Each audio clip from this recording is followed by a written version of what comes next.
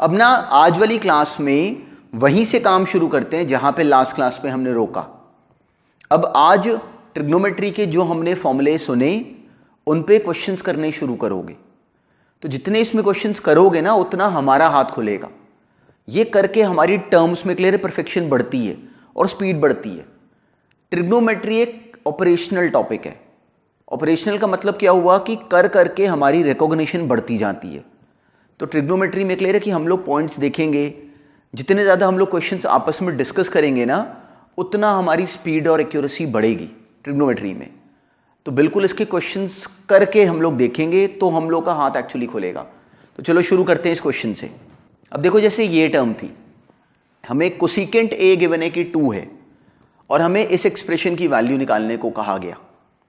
तो हमें ये क्लैरिटी है कि कोसिकेंट ए के 2 होने का मतलब होता है 2/1 और हमें अलग से क्लैरिटी होती है कि cosecant A actually hypotenuse upon perpendicular होता है। याद है साइन ए होता था perpendicular upon hypotenuse. Cosecant A कितना होगा? Hypotenuse upon perpendicular. तो अब हमने लास्ट क्लास में जब क्वेश्चंस अभी पहली बार करे तो इनको ओवर ड्रामेटिक रखा। हमने अब हाइपोटेन्यूज का नाम 2k रखा, परपेंडिकुलर का नाम k रखा।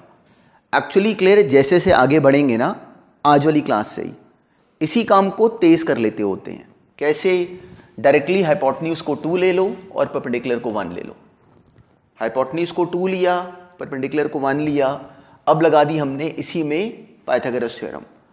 ये आ गया क्लियर है, हाइपोटेन्यूज का स्क्वायर माइनस परपेंडिकुलर का स्क्वायर। 4 - 1 3, 3 का रूट यहां पे आ गया।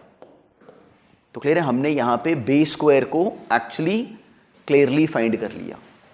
जैसे ही हमने ये निकाल दिया ये क्वेश्चन ब्रेक हो गया। ये है काम।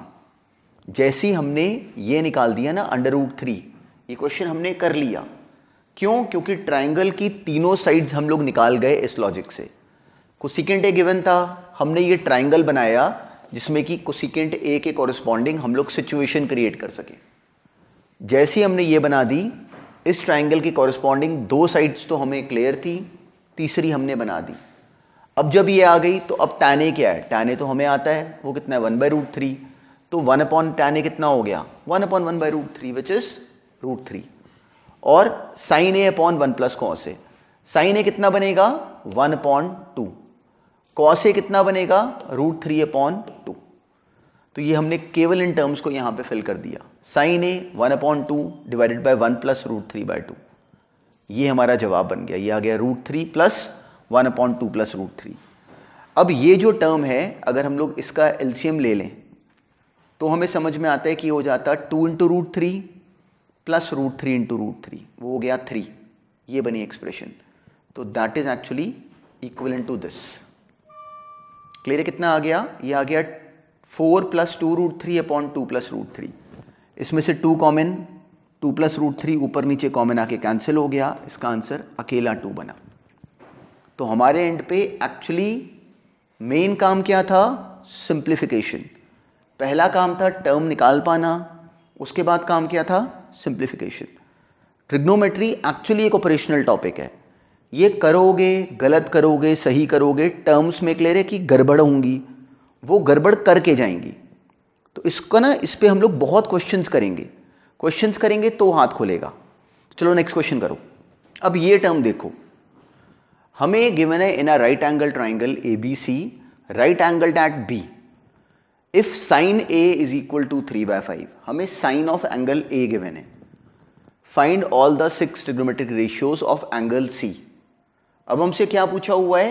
एंगल C के ट्रिग्नोमेट्रिक रेशियोज। क्लियर है, sin C, cos C, tan C पर C के। तो अब इस क्वेश्चन में क्या करते? अगर सोचो कि हमने ये ट्राइंगल बना दिया, हमने फटाफट ये राइट एंगल ट्राइंगल बनाया। साइन A हमें नोन है कि परपेंडिकुलर अपॉन हाइपोटेन्यूज होता है। ये बना ट्राइंगल, ये क्लियर, ये क्या बन गया? Perpendicular upon hypotenuse. ये तो आ गया 3 और ये 5। हमने इसका यूज करते हुए जो बेस है वो निकाल लिया। वो कितना आया? 4। जो अब पॉइंट है वो बहुत ध्यान से देखना। हमने ये ट्राइंगल बना लिया, पर अब हमने अब की बार साइन A हमें गिवन है, हमने sine of clear cos of A या टैन ऑफ A नहीं निकालना, हमने इस एंगल सी का साइन या सी का कॉस निकालना है। अब जरा इस ट्राइंगल को सोचो एंगल सी के पर्सपेक्टिव से। अब जरा इस ट्राइंगल को देखो एंगल सी के पर्सपेक्टिव से। तो एंगल सी के पर्सपेक्टिव से, एंगल सी के हिसाब से अगर सोचो तो क्या दिखता है कि for this right angle triangle अगर एंगल सी को देखो तो अगर मैं कॉस सी निकालूं तो एंगल सी के कॉरस्पॉन्डिंग जो बेस होता वो अब की बार ये वाली साइड होती। एंगल सी के कॉरस्पॉन्डिंग जो बेस होता वो एक्चुअली अब ये वाली साइड होती। जो हाइट होती वो अब ये वाली साइड होती और जो हाइपोटेन्यूज होता वो ये होता। तो अगर कोई हमसे इस एंगल सी के कॉरस्पॉन्डिंग पूछे तो हमें क्लियरली समझ में आता है कि अब की बार जो बेस है वो कितना बना 3, हाइपोटेन्यूज कितना है 5, तो कॉस सी कितना होता 3/5। कॉस सी कितना होता 3/5। हमें क्लियरली समझ में आना चाहिए कि एंगल सी के कॉरस्पॉन्डिंग जो कॉस सी होता वो होता 3/5। अब की बार जो बेस है वो 3 हो गया।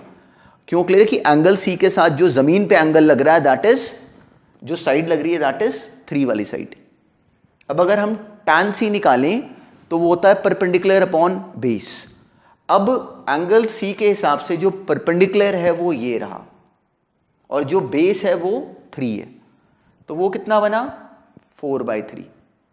सीकेंड सी कितना हो गया, सिंपली कॉस सी का रिवर्स, वो तो कोई प्रॉब्लम नहीं, दैट इज 5/3। साइन सी कितना हो गया परपेंडिकुलर अपॉन हाइपोटेन्यूज, वो कितना आ गया 4/5। ऐसे ही बाकी सिंपल से कॉट सी कितना हो गया 3/4, कोसेकेंट सी कितना हो गया 5/4। तो प्रॉब्लम वॉज नॉट दिस कि हम लोग बाकी निकाल पाएंगे कि नहीं, प्रॉब्लम वॉज ओनली दिस कि हमारी ये रिकॉग्निशन बन जाए कि जब हम लोगों ने इसको ऐसे देखा तो एक्चुअली ये चेंज हो गया। अब की बार जो बेस है वो ये 3 वाला हो गया, क्योंकि अब हम लोग साइन ऑफ दैट एंगल निकाल रहे हैं, साइन ऑफ सी या कॉस ऑफ सी निकाल रहे हैं। तो ये बड़ी इंपॉर्टेंट बात है, इसको बिल्कुल ध्यान में रखना कि अब की बार क्लियर है, जब एंगल सी के कॉरस्पॉन्डिंग हमने ट्रिग्नोमेट्रिक रेशियोज निकाले तो बेस कौन सा होगा, जो एंगल सी के साथ वाली साइड है। इसको बिल्कुल बिल्कुल ध्यान में रखना। अब नेक्स्ट देखो, अब ये क्वेश्चन देखो, साइन थीटा हमें गिवन है कि 4/5 है, find the value of this expression. तो हमें क्या करना चाहिए, हमें क्लैरिटी है कि इस एक्सप्रेशन का जवाब निकालने के लिए हमें tan theta, cos theta, secant theta और cot थीटा की वैल्यू चाहिए। तो कहाँ से निकालें, हमें क्लियरली sin थीटा के गिवन होने पे हमारा पहला काम ये बनता कि फटाफट हम ये ट्राइंगल बना दें जिसका परपेंडिकुलर जो हो वो 4 हो और हाइपोटेन्यूज जो हो वो 5 हो। पहला काम ये करना चाहिए था। फिर अब क्या करते, 2 साइड्स हमें नोन है, तीसरी निकाल लेते हम पाइथागोरस से। वो आगे सिंपली 5 का स्क्वायर माइनस 4 के स्क्वायर का अंडर रूट, तो वो हमें नोन था कि दैट वाज 3। जैसे हमने ये 3 निकाल दिया, अब हमें सिंपली इन सब की वैल्यूज निकाल पाने की समझ है। अब क्लियरली हमें दिखता है कि जो tan थीटा है that is 4/3 perpendicular upon base, cos theta is 3/5, तो क्लियर cos थीटा इज 3/5, तो secant थीटा कितना हो गया 5/3 और cot थीटा कितना हो गया 3/4। अब इसके बाद सारा काम ही कैलकुलेशन है। इस टॉपिक में जो मेन अंडरस्टैंडिंग है वो कैलकुलेशन से खुद को बाहर निकाल पाना है, वो लिख के करोगे तभी आएंगी। 4 into tan theta, 4 into 4/3 minus 5 into 3/5 whole divide by 5/3 plus 4 cot theta, 4 cancel, ऐसे क्लियर, ये 5 कैंसिल, ये बनी एक्सप्रेशन। इसका हमने एलसीएम लिया, 16 माइनस 9 7/3, नीचे 5 प्लस 9 14/3, ये बनी एक्सप्रेशन। 3 cancel, 7/14 is 1/2। तो हमें ये बिल्कुल कंप्लीट कैलकुलेशन रिटन में अगर खत्म करी तो हमारा रूट राइट है। इसी पे ही प्रैक्टिस है अब सारी। अब नेक्स्ट क्वेश्चन करो। अब देखो हमें गिवन है कि cot b बराबर है 12/5 के, prove that tan square b minus sin square b। अब ना इस एक्सप्रेशन का मतलब समझो, देखो जैसे tan स्क्वायर b है ना, tan स्क्वायर b का मतलब होता है tan b का स्क्वायर, इसको बिल्कुल ध्यान में रखना, का होल स्क्वायर। साइन की पावर 4b का मतलब एक्चुअली क्या होगा, साइन b की पावर 4। बिल्कुल इस बात को बिल्कुल ध्यान में रखना, इसका मतलब होता है साइन b की पावर 4। इसको बोलते कैसे हैं, इस टर्म को कैसे बोलोगे, sine square B. Sine square B का मतलब क्या है, साइन बी जो भी उसका आंसर बने पूरे का स्क्वायर, पर उसको लिखते ऐसे हैं, इसको लिखते ऐसे हैं। ये लिखा हुआ है सीकेंड स्क्वायर बी, इसका मतलब क्या बना, सीकेंड बी का स्क्वायर। ये पॉइंट ध्यान में रखना, इनको ऐसे बोलते हैं और क्लियर, लेकिन इनको लिखने का तरीका एग्जैक्टली ये रखते हैं। स्क्वायर अब की बार यहाँ टैन के साथ लिख देते होते हैं, क्लियर। बस ये एक लिखने की प्रैक्टिस है, देयर इज नथिंग स्पेशल, बस इस बात को ध्यान में रखना। ये एक्चुअली साइन बी की पावर 4 है। तो अगर हमने इस क्वेश्चन को सॉल्व करना है तो हमें क्लियरली समझ में आता है कि कॉट बी हमें गिवन है। कॉट बी को देखते ही पहला काम क्या करोगे, फटाफट ट्राइंगल बना दोगे जिसके बेस में एंगल बी होगा। अब हमें कॉट बी की क्लियरिटी है कि वो एक्चुअली बेस अपॉन परपेंडिकुलर होता है। तो इसका बेस आ गया 5, परपेंडिकुलर आ गया, क्लियर है, बेस आ गया इसका 12 और परपेंडिकुलर आ गया 5। तो अब हमने पाइथागोरस लगाया तो ये आ गया 13। जैसे ही हमारे पास ये तीनों वैल्यूज अवेलेबल हैं, हमें समझ में आता है कि हम लोग इन टर्म्स का जवाब तो बड़ी आसानी से निकाल सकते हैं। tan स्क्वायर बी क्या हो गया, 5/12। तो क्लियर है, tan बी कितना बना, 5/12। tan स्क्वायर बी क्या बनता, इसी का स्क्वायर। sin बी कितना आया, 5/13। सेकेंड बी कितना आ गया, 13/12। तो क्लियर है, there is no trick after this. अब सिंपली हमने LHS को सिंप्लीफाई करा। ये क्या बना, tan स्क्वायर बी मतलब 5/12 का square 25/144 minus sine square B 25/169। अब इन क्वेश्चंस में सारी अंडरस्टैंडिंग ये है कि अब हम लोग इतनी मुश्किल कैलकुलेशन सॉल्व करना थोड़ी शुरू कर देंगे, इसको आसान करने की कोशिश करो। देखो 25 कॉमन आ रहा है, कॉमन ले लिया, 1/44 माइनस 1/169, उसका LCM लिया, ये बन गया 169 माइनस 144, ये भी 25 अपॉन दिस। इसको मल्टीप्लाई नहीं करा हमने, इसको बस एज इट इज बस सिंप्लीफाई करके जितना कर सकते हैं बना के लिख लिया। अब नेक्स्ट टर्म पे गए, साइन बी की पावर 4। साइन बी की पावर 4 का मतलब कितना हो गया, 5/13 की power 4। Next term secant B की पावर 4, वो ये बनी एक्सप्रेशन। 13 की पावर्स क्लियर कैंसिल हो गई और ये वही बन गया जो हमारे पास यहाँ पे ऊपर है। तो क्लियर है, LHS बराबर आ गया RHS के, और वही टास्क था। जिस बच्चे ने इस क्वेश्चन में गलत करना था ना, उस बच्चे ने एक्चुअली इनको मल्टीप्लाई करना शुरू कर देना था। तो उससे गड़बड़ क्या होती कि उसकी कैलकुलेशंस अननेसेसरली बड़ी टफ सी बन जाती। तो ये मिस्टेक कभी ना करा करो। हमें क्लियर है कि जितना काम आसान करने की समझ आए ना, क्लियर है, वही टास्क है। क्वेश्चन को ज़बरदस्ती हमने कॉम्प्लिकेट नहीं करना होता। तो देखो यहाँ पे हमने इसकी पूरी वैल्यू नहीं निकाली, और नहीं निकालते होते, इसको बिल्कुल ध्यान में रखना। अब नेक्स्ट देखो, अब बिल्कुल सेम पैटर्न पे ये क्वेश्चन था। हमें दिया हुआ है sin theta is equal to 3/4, find the value of this expression. तो करते क्या, सबसे पहले ट्राइंगल बनाते, बिल्कुल ध्यान में रखना। ट्राइंगल बनाया, ये एंगल है theta, clear, right angle triangle बनाया जिसमें जो बेस वाला एंगल है वो थीटा है। परपेंडिकुलर अपॉन हाइपोटेन्यूज हमें गिवन है कि 3/4 है। फटाफट ये वैल्यूज फिल करी और हमने कॉरस्पॉन्डिंग बेस निकाल लिया। 4 का स्क्वायर माइनस 3 के स्क्वायर का अंडर रूट, वहाँ से क्लियर है बेस हमारे पास आ गया √7। जैसे ही बेस हमने निकाल दिया, हमें क्लैरिटी है कि इनमें से हर एक टर्म की वैल्यू तो आ गई हमारे पास। Cosecant square theta, cosecant theta कितना हो जाएगा, क्लियर है, सिंपली 4/3। सीकेंट थीटा 4/√7, क्लियर है, हाइपोटेन्यूज अपॉन बेस। याद है ये कॉस थीटा का रिवर्स है, और कॉट थीटा कितना हो जाएगा, √7/3। सिंपली इनकी वैल्यूज अब हमने फिल करनी है यहाँ पे, देयर इज नो ट्रिक। तो ये क्या बना, ये सिंपली आ गया 16/9, क्लियर है, cosecant square theta 16/9 minus 7/9 whole divided by 16/7 minus 1। There was no trick, बस हमें इन वैल्यूज को फिल करना है। अब इस चीज को सिंप्लीफाई करना था। पूरे के बाहर अंडर रूट है तो अंदर अंदर सिंप्लीफाई कर लो। अभी अंडर रूट का हम कुछ नहीं कर सकते क्योंकि अंदर चीज़ें प्लस माइनस वाली हैं। तो ये बन गया 16 - 7 9, 9/9 1, नीचे 9/7, इसका 7 ऊपर आ गया। ये अब ये टर्म सिंपली मल्टीप्लाई डिवाइड हो रही है, तो हमें क्लैरिटी होती है कि √a/b is equal to √a/√b। ये आ गया √7 डिवाइडेड बाय √9 विच इज 3। तो हमें एक्चुअली इसको कंप्लीटली ऐसे इसके जवाब को जस्टिफाई करना था, तो हम लोग इसकी वैल्यू को निकाल सके, ये था लॉजिक। तो क्लियर है, इन क्वेश्चंस में ट्रिक कोई नहीं है, पर जब रिटन में करोगे ना तो गलती की पॉसिबिलिटी होती है, वही दूर करनी है। ये आंसर बनना चाहिए था। अब नेक्स्ट देखो, इस टॉपिक के सारे क्वेश्चंस में एक्चुअली है ही अंडरस्टैंडिंग बहुत बेसिक, बस पाइथागोरस थ्योरम का इसमें बहुत यूज है और बहुत आसान है वो भी अपने आप में।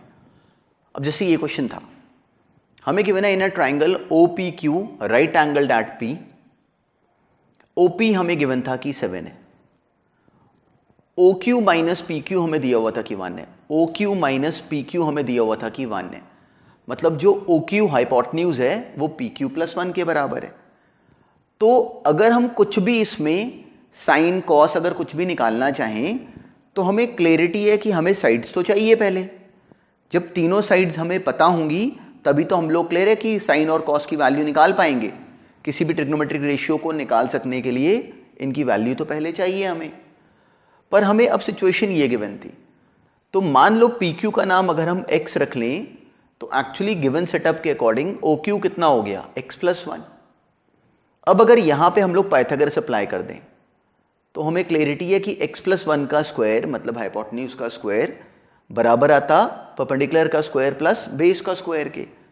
तो देयर वाज नो ट्रिक। अब सिंपली हमने क्या करा, इसको a प्लस बी के स्क्वायर को एक्सपांड कर दिया, वो आ गया a square plus B square plus 2ab, ये बराबर आ गया x square plus 49, x square cancel, वहां से x आ गया 24 और x प्लस 1 आ गया 25। ये इस क्वेश्चन में करने वाला मेन काम था। जैसे ही हमने ये निकाला, अब किसी ने हमसे साइन ऑफ दिस एंगल पूछा है, तो इस एंगल को निकालते समय हमें क्लैरिटी है कि जो हाइट जो परपेंडिकुलर होगा वो ये 7 होगा और हाइपोटेन्यूज कितना होगा ये, तो साइन क्यू कितना आएगा perpendicular upon hypotenuse that is 7/25, और जो कॉस क्यू होगा वो होगा बेस अपॉन हाइपोटेन्यूज, वो आता 24/25। देखो ये बहुत ऑर्डिनरी क्वेश्चंस हैं, बस सही करने होते हैं। तो इस क्वेश्चन में ट्रिक क्या थी, एक बच्चा अपने आप से बोलता कि मुझे ये प्रॉब्लम आ रही है कि ये क्वेश्चन तो मैं तब सॉल्व कर पाता हूं जब ये सारी साइड्स पता होती हैं। तो अब की बार हमें साइड्स गिवन नहीं थी, पर उनको निकाल सकने के लिए इतनी सी बात दी गई थी। तो हमें इस क्वेश्चन में बिल्कुल प्रॉब्लम सॉल्विंग की बेसिक अप्रोच लेके चलनी चाहिए थी।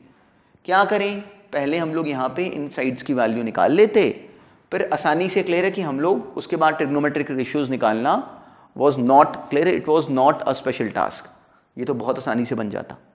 अब इस क्वेश्चन की टर्म देखो, अब देखो हमें tan theta plus 1/tan theta given है कि 2 है और हमसे इसकी वैल्यू निकालने को कहा गया।